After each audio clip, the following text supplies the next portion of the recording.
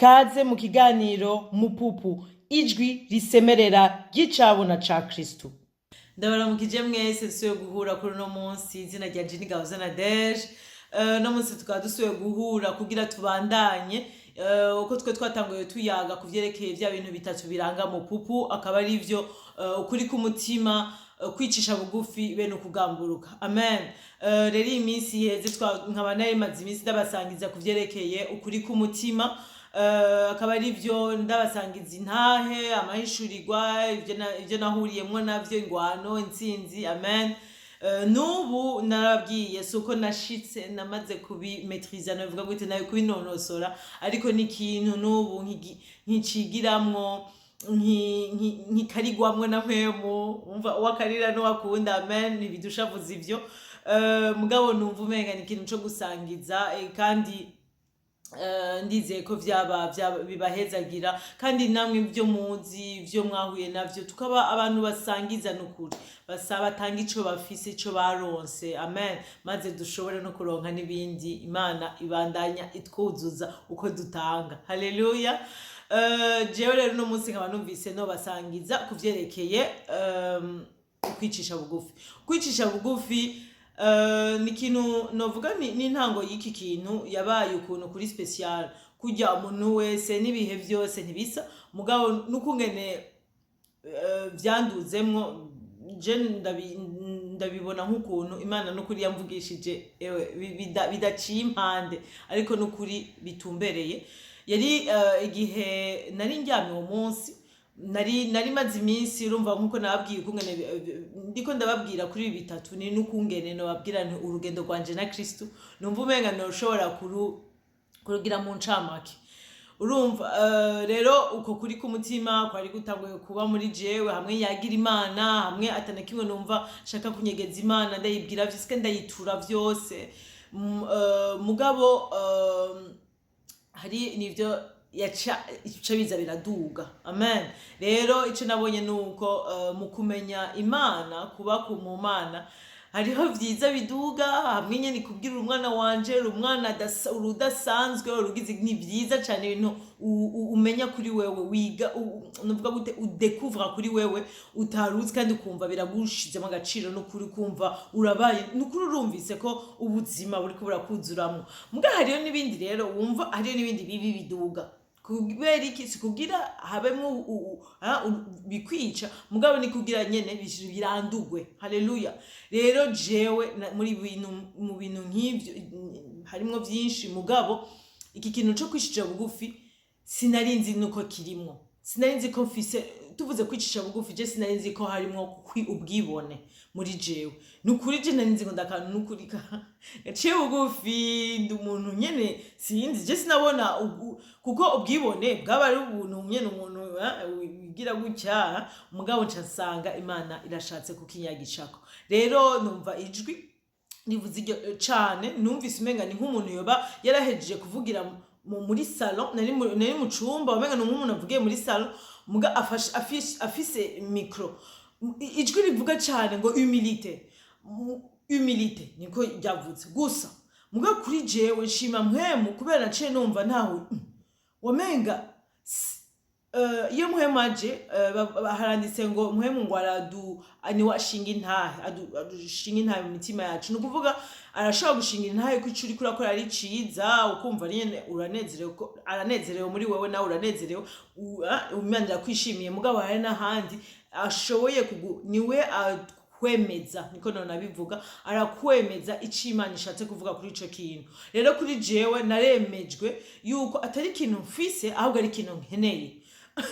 Kuko vyari bishoboka ko nshobora kwiyumvira ni ndafise uguca bugufi muri je, Imana iranyishimiye ku guca bugufi, kuko yari ijambo rimwe nawe gushobora no kuriha interpretation nshatse yose, insiguro nshatse yose, forme nshatse yose. Mugabo muri aho hantu narumvise muri jewe nemejwe, kujya Kristo yavuze ngo nukuri birakwiriye ko ngenda kugira mpwemu aze, nukuri ngo ni wazoza kwemeza imitima. Amen. None yaranyemeje yuko mfise ntafise uko guca bugufi muri jewe, ahubwo nari ndagukeneye.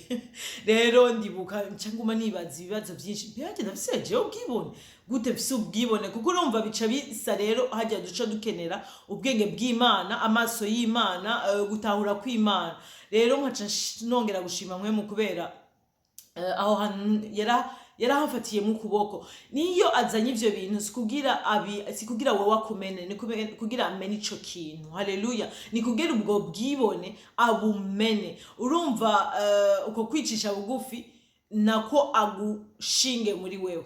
Rero narabwiye ni ikintu nziko ndiko ndakuramwo, mugabo hari aho navuye, hariho ivyo novuga nti nukuri ubu ndafise ico navyigiyemwo. Niyo twohura, niyo nosubira gutegwa muri ico kintu, nukuri ni ikintu bunye hajya kumenya ukuri, ni ikintu n'ubutunzi bwa cane, kubera ucumenya yuko ico kintu sincishigikiramwo muri ivyo bintu. Nukuri niyo negereye mwe muri kwa kuri k'umutima bavuga ni nukuri nuku nshobora no kuba ndamwegereye ndiko nyene ndi victimiza, novuga gute, ndiko nditeza ikigongwe, mugabo aramvugisha nkamenya ni aha hantu asubira kuhavugira gako cane, kwasulinyako akambwira ati ubu bwibona, harimwo ubwibone muri ico kintu. Rero numvise umenga ashaka kubayagisha kuvyerekeye, kubasangiza kuvyerekeye kungene jewe yanyagishije cane kuvyerekeye ubwibone bwinyegeje. Kuko urumva nkuko nabwiye naratangaye, je navuze ni je nasi ubwibone, je ndi umuntu ntwengera bose, nta numwe je nabona ncinyiza, sinabona hari umuntu ubwibone je nabona ni bwa bindi yo kwibona mu gihangange uca ahantu umuntu wese kumurabira hasi cyangwa agira ikimugabo, nubwo n'ubwibone mugabo ubwo je ivyo nari mfise ntiyari n'ubwibone bucinyiza abantu burabira hasi abantu rugira iki ku bandi, mugabo yari ubwibone bw'indani, umva bwo ndi bwinyegeje, mugabo ntarinzi ko nubwo bubaho, kuko nubwo burabaho. Haleluya. Rero nk'ikintu yanyagishije ko novuga nti mu vya mbere yari ukuntu nari mfise gushaka kwigwanirira. Urumva ivyo ni ibintu mu bisanzwe kanshi tuvuga ati okay ndashoboye, si bibi kwigwanirira, birakenewe ko umuntu nyine yihagararira. Mugabo kuri jewe narabonye yuko uko kuntu nashaka kwigwanirira kwanje, umva narabwiye byo kumva ko mfise muri jewe ikintu kibuze cyo kumva ni ari ibintu nshaka ndiko ndagwana navyo. Naremejwe yuko yari ibintu ndiko ngerageza kubigira mu nguvu zanje, Imana nayishize ku mpande, kandi indani muri jewe ubwibone bwari bufatiye kungene mbona ko ari jewe nshoboye kubikora, ko Imana harimo no kurumvuga nti Imana sinibaza kwivyitaho nkuko je no vyitaho nivyi wanje, mugabo hariyo no kutamenya ko ari kurimwo ivyo sinobibesha, kuko iyo mba nzi ico nzubu sinobaye muri uwo mwanya n'ukuri, mugabo hari harabaye kwigwanira kandi sindababesha. N'ubu ndacashoboye kugira ibihe mvuga nti nkumva n'ukuri iyi ngwano ndakeneye kuhakomerera, kandi nkumva yuko si kuvuga ko tugiye mu Mana aca tubaho utuntu nyene twire kuyeguza, mugano tugendera twumva ko twituye Imana, tukumva ko no kuvyegera turavyegera, mugabo tuvyegerana n'Imana, turi kumwe n'Imana. Imana niza kutwereka, niza kuduha ubwenge, niza kuduha gushobora kugwana ico kintu, kugwana ingwano tugwana by'ubuzima bwose, ubuzima mu byo duhura vyose. Raba mu kintu cyose uhura naco, nanje nawe mfise ibintu muhura navyo vyose, mugabo ni gake numva ko nshoboye kugira Imana ahantu harandemereye. Ibintu vyose yari jewe ndavyikorera, yari jewe numva ko bigize, n'ivy'abandi nkumva ni na jewe kuvyikorera. Hariyo n'ukuntu rero numva umenga nshaka kuba n'utabara abandi.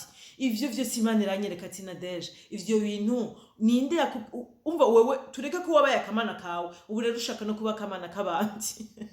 Urumva hari ukuntu ivyo bintu n'ukuri vyari muri jewe nta sinivyo narinda mvuga mugabo womenga ni n'ibintu nari numva ko niyeza mbona ko ari ibintu vyiza binabereye mugabo Imana yarababazwa ukungene muri ivyo bintu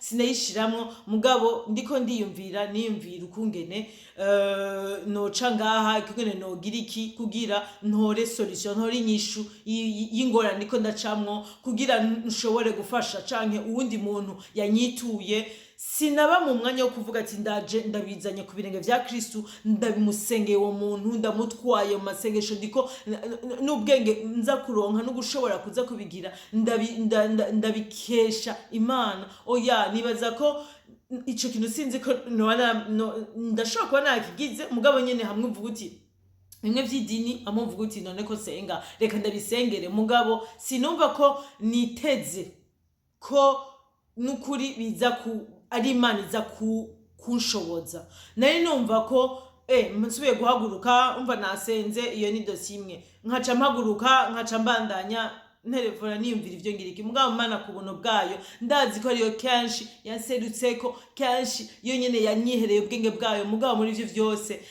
kenshi ndazi nibaza ko nabiharuye nk'uko ari jewe nakoze ikintu ciza ni navyo bintu kenshi narumva umva nivyo bintu biba vyinyegeje ukavuga uti nukuri ico ngize cose ndakigirana umutima umwe ndabigira iki sinkeneye kugira mboneke mugabo indani muri jewe n'Imana yambona yarinzi hamwe kure narinze kuja kumenya kubera Imana ihampishuriye kure cane ati none hajya waruzi ko ufise ibi vyose bicafu niho nagiye kumenya yuko mu bisanzwe ubwibone hariho ubwibone buseruka nukuri umuntu wese ashobora kuvuga ati mbega ujya muntu Mana hewe mugabo hariho n'ubundi bwibone ntitugabe abanyaruka gucira urubanza umuntu ngo afise canke kuvuga ngo turemeza ko umuntu atagira ubwibone kubera ataca bidaseruka hanze hajya tureke mpemu nico mvugituma namvuga cane mpemu namvuga mpemu yera kuko ni mutima mweranda w'Imana amen aza kuraba kumenya imitima yacu ni wazi umutima wacu gusumbya twebwe nyene rero aho hantu narumvise nemejwe yuko uko kuntu ko gushaka kwikorera ibintu vyose uko kuntu ko gushaka kwigwanirira ari ibintu vyuko n'Imana mu bisanzwe ntayiharuramwo cane ntanayiharurako cane ariko jewe na Deje nari nshaka kuba ubicunze apana nuko ndabijanye ku birenge vya Kristo ahubwo ari ku birenge vyanje ari ku mugongo wanje ari mu mutima wanje mu mutwe wanje umva yari ibintu nk'ivyo mugabo rero nca gutahura yuko ari naco gituma nari mfise cane ikintu imwe mu yo kwiganyira niko nabivuga inquiétude nari ndi umuntu rero yarategwa cane no kwiganyira no kumva mfise ama inquiétude washaka sinuko nari umuntu canja kubiyaga n'abantu gutyo nyene nkacanja gusangiza abandi urumva ndaremera oya kashi nanavyigumiza mugabo nari umuntu goma niyumvira kandi rero iyo ufise ico kintu kanshi sinzi nka mwebwe ko namwe ariko mubibona ariko kanshi uburi kubona ibintu bigenda nabi uburi kubona ngene ibintu bigwa hasi mugabo uburi ko umenga hamwe narashobora kuvyuka nkavuga nti iki kintu ndagishobora ndakigira ingufu zanje ubwenge bwanje burabishoboye mugabo hari ikintu kindi kinini ya cyane caguma kinyereka ingene biza kugenda nabi ko nta amaherezo y'icyo kintu ishoboye kuba mabi cyane wa mufuko nikoreye tureke ko undemereye tureke ko hagera igihe ego nawemeye nawuteruye ndavuga ni okay ndawutwaye ndaza kujana ndemura uruyundi n'ivy'iwanje noneho ndabishireko mugabo hariko n'ukuntu kubera uko kwiremera nacamba mu ntege nari umuntu nca numva ndushe n'ingoga nkaba umuntu yidoga muri jewe nico gituma ndababwira nti yagishije cyane ku bwibone bwinyegeje kubera umwidogo urashobora kumwidoga umuntu hakaba n'abantu bakumenya nk'umuntu yidoga umwanya wose urumva ubwo bishobora kuba ari ibintu nyene biseruka ku muco nyene abantu bose bakabibona mugabo nka jewe yari ibintu biba icane mu vyiyumviro vyanje mu mutwe ahantu hinyegeje shetani rero aho hantu ikaba yari yanashoye no kuhakorera ko vyari mu mwijima n'ukuri sinuko n'umuntu yashobora no kubimenya kabinsengera ko canke nuko jewe nyene nashobora kubiserura no mu masengesho nkavuga ni Imana nkizika ikintu oya kandi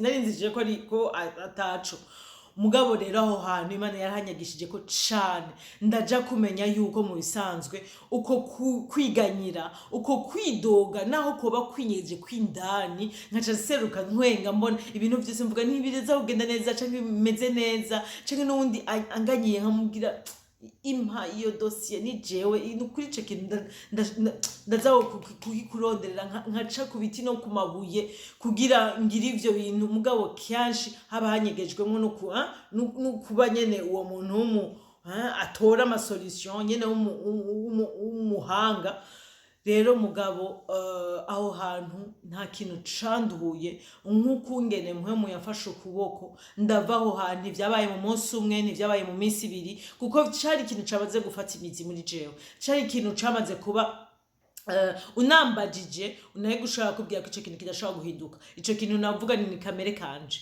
ariko ndashima Imana yuko ubunye nzi kuvuga nti hari ibintu vyinshi tuvuga ngo ni jewe ngo nikomeze mugabo atari si wewe ari impemu yugururiwe umuryango biciye muri wowe bishobora no kuba biciye mu maraso mu muryango w'amaraso mugabo nko kuri jewe reka mvuga ico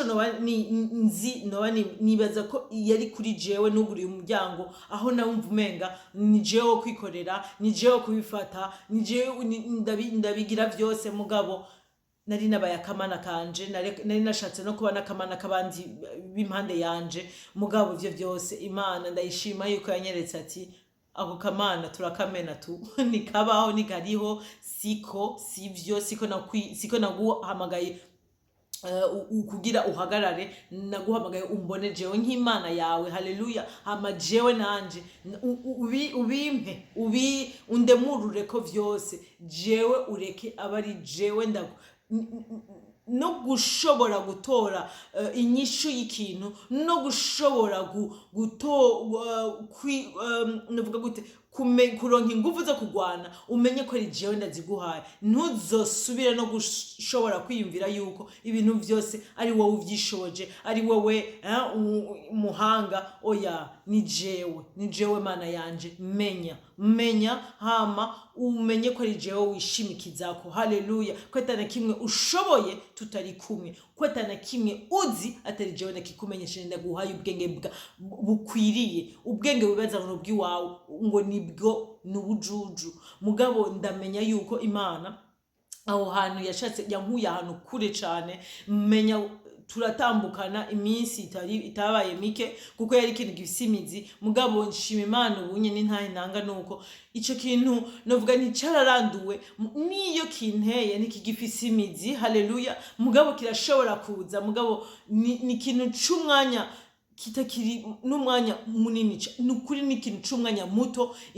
tureke nuko mukuri ko umutima ubunye nza gusesa umutima imbere y'Imana ijyambere atani ivyo nakora mugabo ubunye nuko gusesa umutima imbere y'Imana haleluya biranampa no gushobora kumva yuko nukuri koko naco nishoboze vyose novuga ko na vya bintu yama inquiétude kwa kwiganyira kwari kunteye kwari guje kwiyastara gufata ikibanza mu mutima wanje gubona kuranduka haleluya kubona kuguruka kuko ntiri kuba gufise kuraguruka nyene kukavamwo kubera maguruka ntibifata umwanya nukuri bishobora kuba ari iminsi ngira ubuntu n'ukuri bishobora kuba ari n'amasaha canke iminota mugabo ndasubira mvuga ni Mana ndazi ko ataco nishoboje kandi mugabo ni ico nzi cambere ni nuko unyitayeho nuko umbona nuko ibi vyose ubifitiye inyishu nuko ibi vyose ibindemereye ari wewe ushaka ko ndabiguha kugira ubintwarire. Haleluya, ubintwaze ni wewe.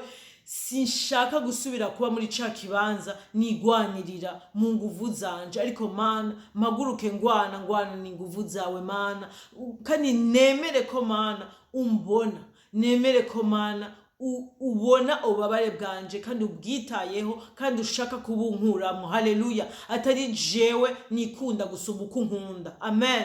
Hari igihe rero twibaza ngo turikunda, ni twebwe dushoboye kwiyumvira gusumba uko Imana itwiyumvira. Oya, Imana iradukunda gusumba uko twikunda, Imana iratwitayeho gusumba uko dushoboye kwitaho twebwe nyene. Haleluya, ivyo ni kuri twebwe bikaba no ku bandi bose n'abaza kutwitura. Haleluya, tukamenya kuza tubashira imbere y'Imana, tubasengera. Mugabo n'Imana yoshaka guca kuri twebwe kugira dushobore kubaserukako, tukabaseruka ko n'ubwenge bw'Imana n'ubushobozi bw'Imana n'inguvu twemera ko n'ukuri n'ivy'Imana, tugahesha icubahiro cose umwami wacu Yesu Kristo. Apana ko ari twebwe duca twitwa umuhanga. Haleluya, n'ukuri Imana ibandanye twigisha, kubera hariho vyinshi bigihari n'ubunye biracaguma biza iziranyereka mu bintu bitandukanye. Sinoshobora kubivuga vyose ngo ndabiheze, ariko hariyo nka bimwe novuga ni okay, iki kintu n'ukuri Imana irakoze ko yakihishuye kandi iriko iramfasha kuhava, kuko basha ubuzima butarimwo ukwiganyira umwanya wose, ukwidoga indani umwanya wose. N'ukuri n'ubuzima wumva harimwo akayaga, ubuzima burimwo ukwidegemvya. Haleluya, kujya Kristo yavuze ngo umwasi yaje kwiba, kwica no gutikiza, ariko je naje kugira murongo ubuzima busagutse. Amen. Nukuvuga n'ubuzima n'ukuri wumva yuko kubera ikinza kwikorera ivyo bintu, kubera ikinza kwigwanira, kubera ikintu aha hantu aheze imisi dabwira nti n'ukuri Imana narumvise ntahuye cyane ko Imana idafasha uwifashije, kuko harimwo ubwibone. Imana ifasha uwemeye ko akeneye gufashwa. Amen. Hamagaye ngo ize kumufasha. Haleluya, nukuri numva nukuri aho hantu twohiyumvira ko cyane kandi twajana imbere y'Imana. Mana ubonye mara iminsi mvuga nti Mana ndagusavye u expose, ndavuga guti uzane ku muco aho hose hakiriho imizi canke ikintu urubuto rwo kwibona, nukuri nkure mu kuba wicishije bugufi. Haleluya, Imana itugirire neza itwigishe. Amen, amen.